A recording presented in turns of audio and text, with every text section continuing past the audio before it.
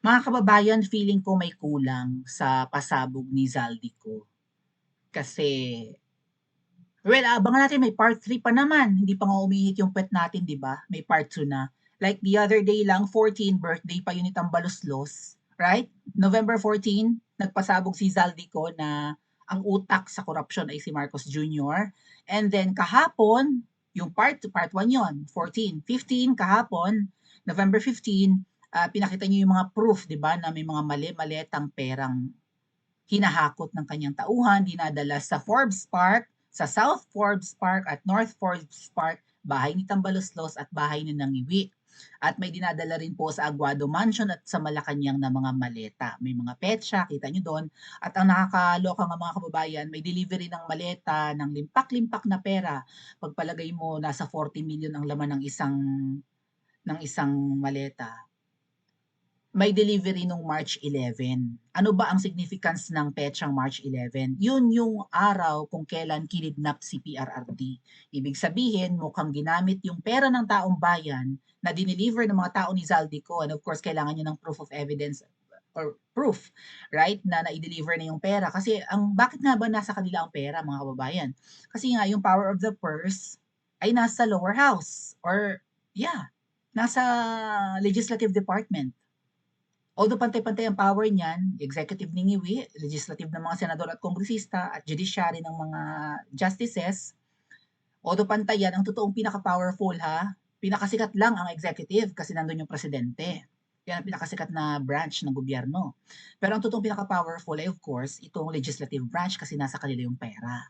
Therefore, yung delivery ng pera ay ginagawa ng mga tao ni Zaldico. So, yung delivery po ng limpak-limpak na salapi ng March 11 sa tingin ko ay ibinayad sa mga nag-execute ng pagkidnap kay PRRD at ilang maleta yun. Again, kung ang isang bill ay 1 gram, right? 1 gram ba? Ang 1,000 pesos 1 gram? Ganun ba yon?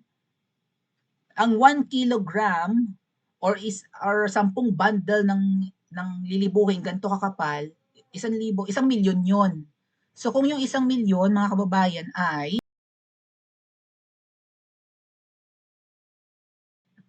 kung ang 1,000,000 ay ganito kakapal, kung malaki ang maleta, 40 million, so 40 kilograms. 1 kilo ganito. 1 kilo, 1,000,000. Parang ganun yung computation kung 1 gram yung 1,000 papel. Okay? 1,000 peso bill is 1 gram.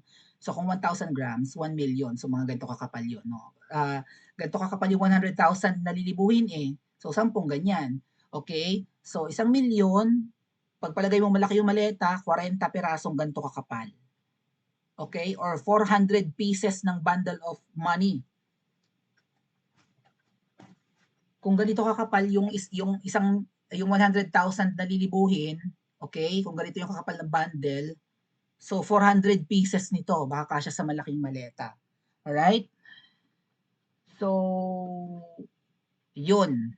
Mukhang ang mga delivery, may isang pinakita at pinost si Zaldico, baka makita natin mamaya dito, at saka pinost din ni Doc Lorraine, may isang screenshot ng picture ng parang conversation na nakapag-deliver na ng maliit-maliit ang pera, March 11.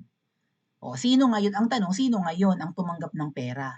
Kung dineliver sa Malacanang, kanino dinistribute yung pera? Sino yung mga pinagbigyan na salarin kung paano nakidnap si PRRD? Okay? And bukod pa dyan, baka yung iba pang delivery ng pera ay baka pambayad sa ICC. Ultimo mga ate at kuya ultimo yung stay di umano according to Miss Marlica kasi nakuha niya yung mga passports, di ba? Ng mga staff or taga-ICC na mga personnel sa The Hague ay ang lugar kung saan sila nagmi-meeting or maybe nagstay ay sa hotel ni Zaldico. Itong Midas Hotel in Pasay. Malapit yan sa Heritage Hotel ba to? Nadadaanan ko yan eh.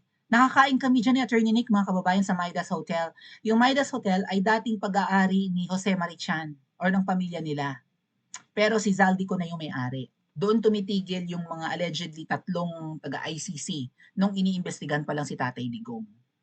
Okay? So, Either may mga naibigay na rin na pera para sa ICC para, 'di ba? Pang bribe at ang ICC naman ay ginigipit ngayon ng US. So baka nagbibigay ang Pilipinas ng pera para i-hold nila permanently si Tatay Digong doon. What is 1 billion pesos, right? Ay ang budget nga kay VP Sara na impeachment magkano? 100 billion. Yung sinasabi ni Zaldico na insertion ng presidente sa 2025 budget, mukhang yun yung ginamit para ipamahagi sa mga kongresista para i-impeach si VP Sara. And 250 ko, nakita nyo, tataranta si Franz Castro noon nung nalaman na may pirmahan kung sino ang papabor sa impeachment. Diba? Putok-putok ang blush on, tapos ini-interview ng media, hindi mapakalit, gustong-gusto na pumunta sa kung saan man yung may abutan or whatever. Tandaan nyo, may video ganyan si Franz Castro, yung babaitang Dora, tuwak mo senadora ng mga kaliwa, tatalo naman, buti nga. Oh, so, medyo nakukulangan ako, although natutuwa tayo sa paglabas ni Zaldico. Ito na yung parang lumabas ito, sabi nga ni Attorney Harry Roque, lumabas si Zaldico dahil alam niya na bilang na ang mga araw ni Marcos Jr. Hindi ito maglalakas loob na lumabas kung hindi niya alam na tagilid na ang bangka ni Marcos Jr. And since nga pinalalabas na parang siya ang most guilty, deny naman din si Tambaloslos ngayon, no? Although hindi naman binibira ni Tambaloslos ng gusto, deny lang si Tambaloslos na wala siyang kinalaman dyan sa mga corruption na yan. Okay? At sa mga pasabog ni Zaldico. So kahapon, naglabas siya ng video. Ito nga, panoorin natin. May mga pinakita siya dito na mga mali-maleta ng pera. Banggitin ko na sa iyo kung ano ang kulang. Bukod sa hindi niya masyadong binabanatan si Tambaloslos, kasi nga magkaibigan sila Although binanggit niya na isa sa nakinabang sa mga delivery ng pera ay si Tambaloslos, hindi rin niya binabanggit pa ang babaeng ahas. Sa tingin ko, hindi naman ganun katalino si Ngiwi para maging utak ng corruption na ito at ng mga mali-maletang pinagnanakaw na pera ng mga Pilipino natin, lahat mga kababayan, mga buwis natin. At budget sana ng bansa natin para okay ang pamumuhay natin. Alright? Para mag-function ng gusto ang gobyerno at para maging maayos ang buhay natin sa Pilipinas, 'di ba? Magkaroon ng mga infrastructure projects. Ay paano ba 'yan? Yun nga lang flood control, gibagi-ba na ninakaw Yung mga pinagawang eskwelahan at mga pabahay sa panahon ni Ngiwi, huwag na kayong umasang matibay yan. Kamamaya magkanda utas pa kayo, lalo na yung mga anak nyo, kung marupok yung school, kung ang flood control nga marupok ano pa aasahan natin sa iba pang proyekto ni Ngiwi, di ba? Let's listen muna to Zaldico. Tingnan natin kung mababanggit niya si Ma'am Shi, and hopefully sa part 3, and baka ilabasin ngayong araw, abang-abangan natin, ay banggitin na niya na ang babaeng ahas ang utak sa matinding korupsyon sa Pilipinas. Okay? Let's listen.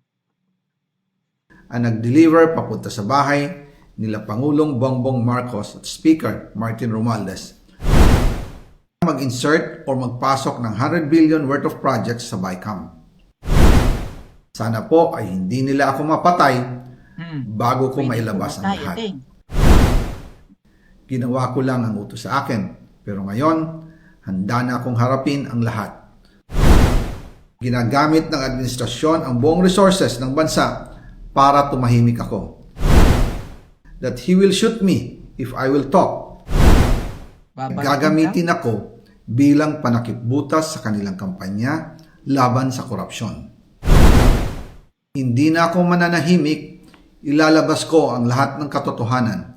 May resibo, may ebidensya, at may pangalan. Part 2. Again, I informed the Speaker and asked clearance about the instructions ng Pangulo. At ang sabi niya, wala tayong magagawa. Kaya po nagtataka ako kung bakit sinasabi ni Pangulo na hindi niya makilala ang budget. Samantalang lahat na binawas at dinagdag sa mga ahensya ng gobyerno ay humihingi ng approval sa kanya si Sec. Mina Pangandaman. Bago namin ginawa o tinapos ni Senator Chis Escudero during the BICAM.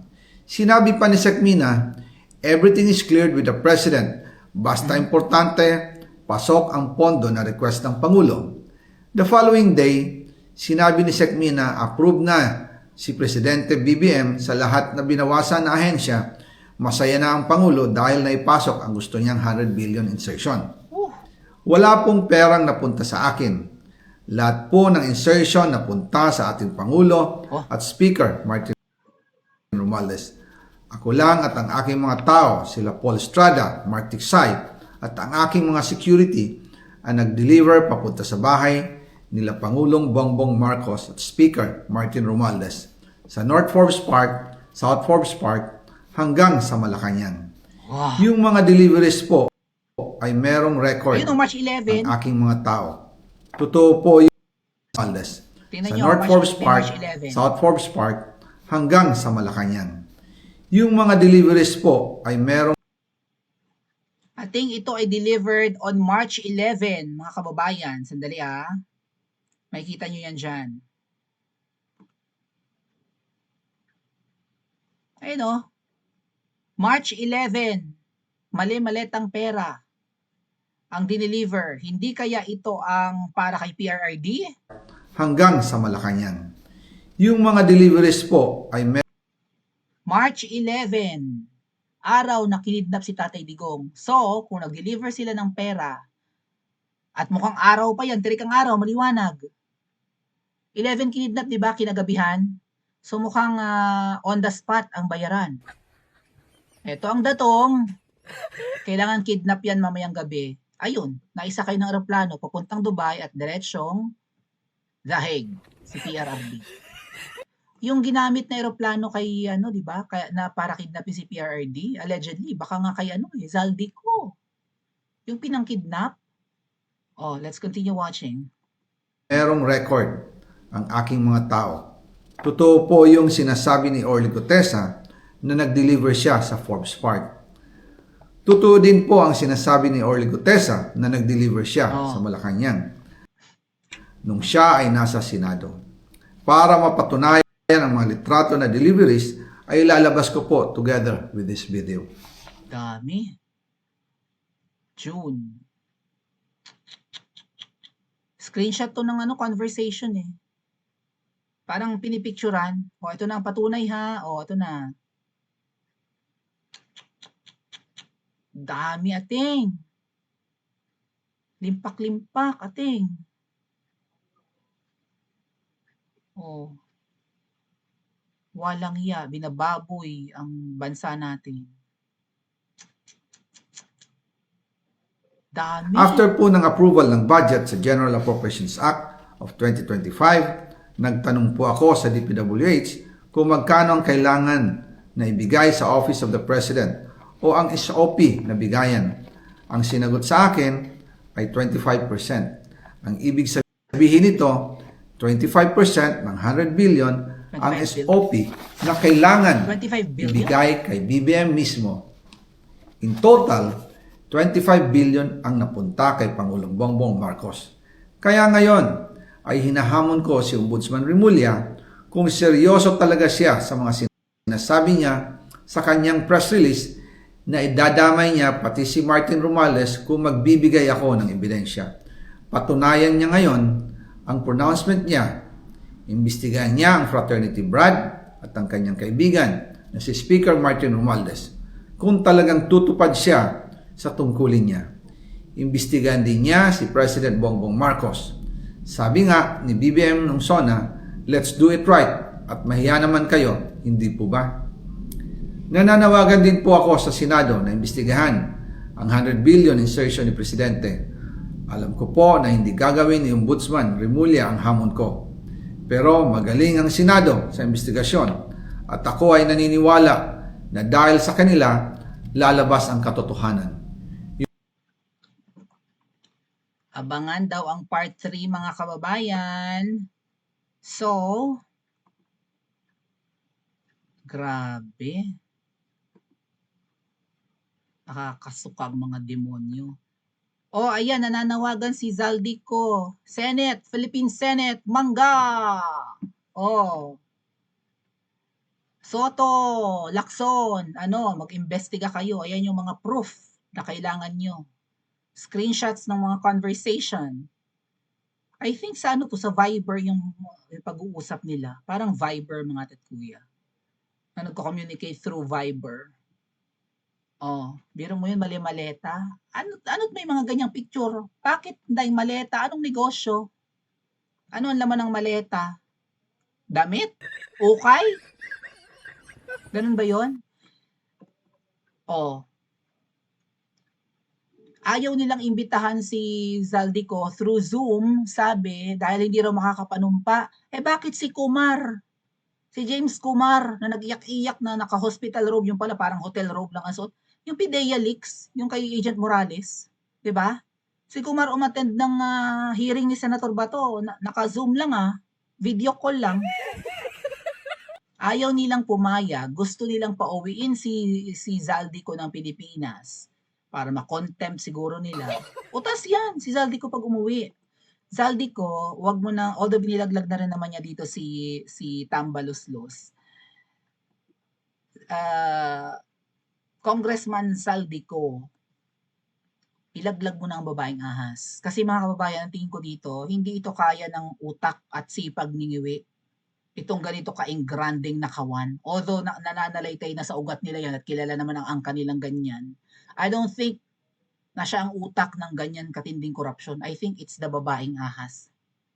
So, sa part 3 kaya, ilaglag na niya ang impacta? Pa-comment sa comment section at mag-like and subscribe din po kayo.